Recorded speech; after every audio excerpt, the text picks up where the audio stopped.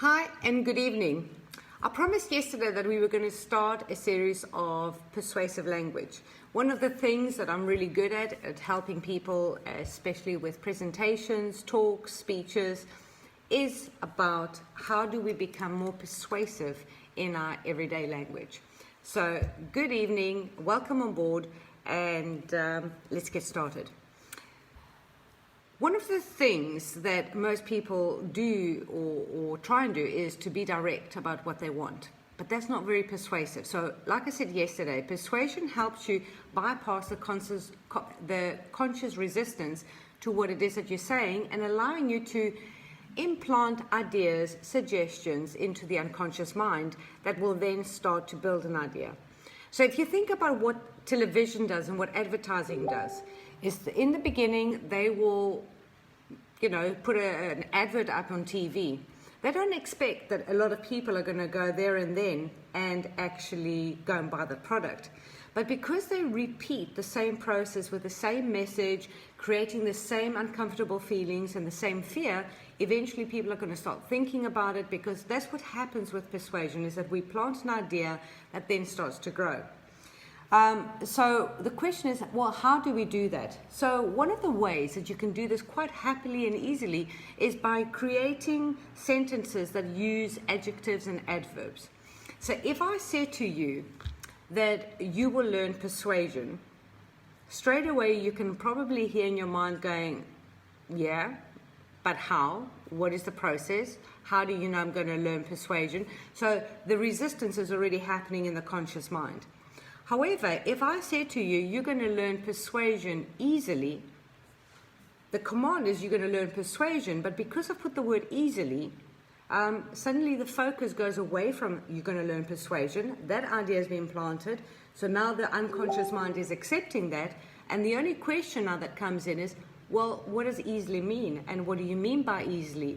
So if I start to back it by saying something like because, so if I said to you, you're going to be able to learn persuasion easily because the steps, the small steps, so rather than steps, we're saying the small steps that I'm going to give you will be easily understood and easily implemented. So there's no longer any resistance on the idea that you're going to learn persuasion, because suddenly we are using adjectives and adverbs to explain the process, and the focus is going there. So this is what adjectives and adverbs do when we use them in a persuasive manner. It just deflects away from what the actual command is. So at the end of the day, if you think about it in the example that I gave you, is that the only thing that we want is for people to accept the idea that they can learn persuasion.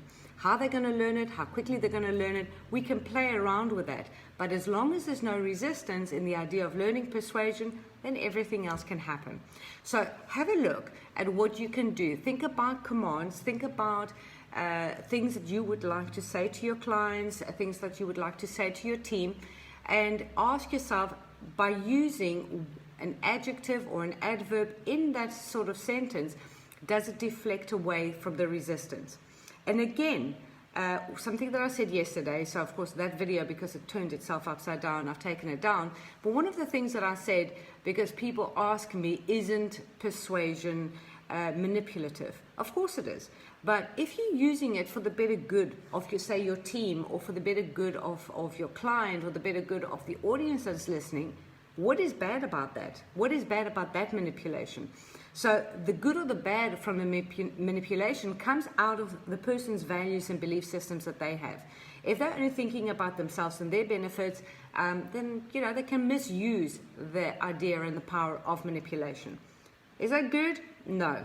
Will they get buyer's remorse? Yes. Will that affect them in the long term? Absolutely. So even if they get away with it in the beginning, it's not going to work long term. And at the end of the day, each person is absolutely responsible for their own decisions that they make. So we can blame the unethical seller for using manipulative words for their good and not mine, and to make me buy something. But at the end of the day, if I'm not,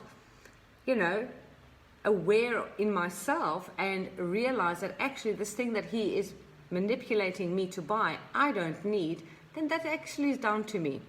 So let's take responsibility where responsibility should be, and let's use persuasion in the best way to help people achieve the best outcome for themselves. I hope you enjoyed this. I'll be doing some more LinkedIn Lives on persuasion, and if you have any questions, if you want to have a conversation with me around persuasion or language patterns, behaviors, working better with your teams, being the best version of yourself as a manager, as a leader, feel free to send me a message or post a comment at the bottom, and I'll get in touch with you. Thank you for listening, and enjoy your weekend.